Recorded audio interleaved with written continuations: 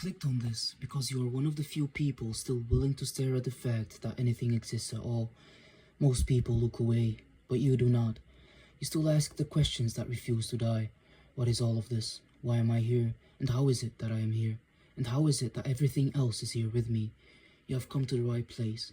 In this video I am going to show you what the foundation of reality actually is, and how that foundation relates to everything that is, was, and will be.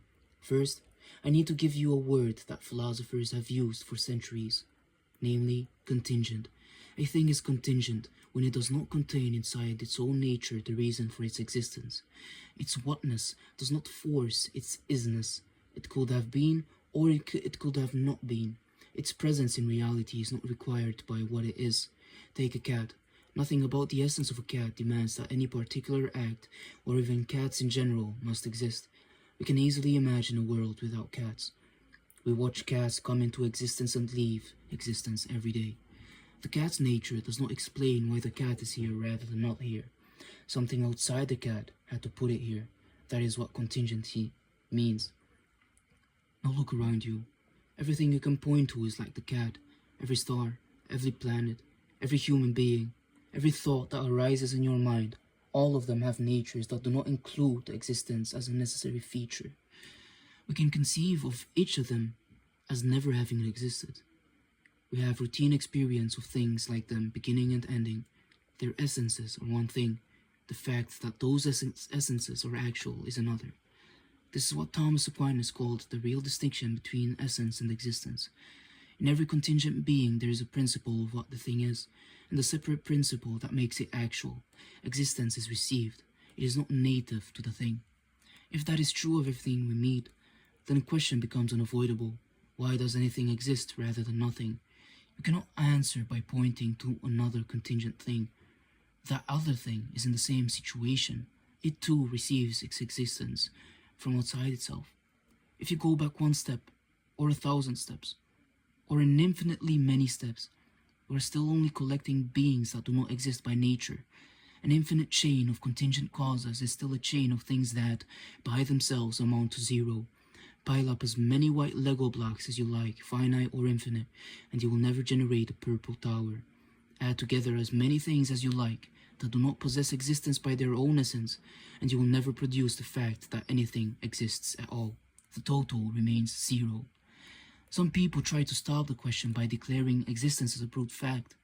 They say the chain just is, and that is the end of the discussion. That is not an explanation. It is the refusal to seek one.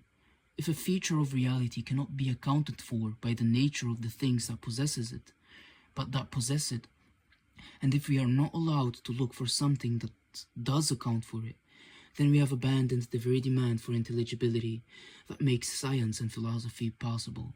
Brute facts are intellectual surrender. We do not accept them when a better explanation is available. So what will count as a genuine explanation for why anything exists rather than nothing? We need something whose nature does not stand apart from its existence, something in which essence and existence are not two principles but one, something that does not receive existence but is existence itself. That is what philosophers mean by a necessary being. Its non-existence is impossible, not because something else forces it to be, but because what it is and that it is are identical. It cannot not be. If there were no such being, there will be no contingent beings either, because contingent beings only exist by participation in a source that does not itself need to participate. But contingent beings do exist, therefore a necessary being exists. This necessary being is not one more object inside the universe. It is the metaphysical ground of the universe. It is pure act, actus purus, as the Latins will put it, with no unrealized potentiality. Potentiality is the capacity to become something one is not yet. A being that still has potentiality is incomplete. It is still moving towards its full reality. The foundation of reality, of all reality, cannot be incomplete. If it lacked anything, or if it could change, or if it could fail to be, then it would itself require a further explanation. But we have already seen that the chain of explanations must terminate. Therefore, the necessary being is pure actuality. It is fully and simply what it is, with nothing left to acquire, and nothing that can be lost. From this pure actuality, the classical attributes follow without special pleading. It is the cause of every limited act of existence, so it is the source of all power. Omnipotent in the precise sense that nothing exists except by its causality. It knows all things, and is therefore omniscient, because it knows itself perfectly, and in knowing itself as the cause, it knows every effect that proceeds from it. Knowledge here is not a collection of facts stored in a mind. It is the simple single act of self-presence that contains every finite reality as known. There is no spatial where that escapes it, no temporal when that is hidden from it, because space and time themselves are among the contingent realities that depend on it. This is not a man in the sky. It is not a larger version of the contingent beings we already know. It is the one whose essence is to exist. When Moses stood before the burning bush and asked for a name, the answer he received was not a title or a description of function. It was the declaration of pure identity between essence and existence.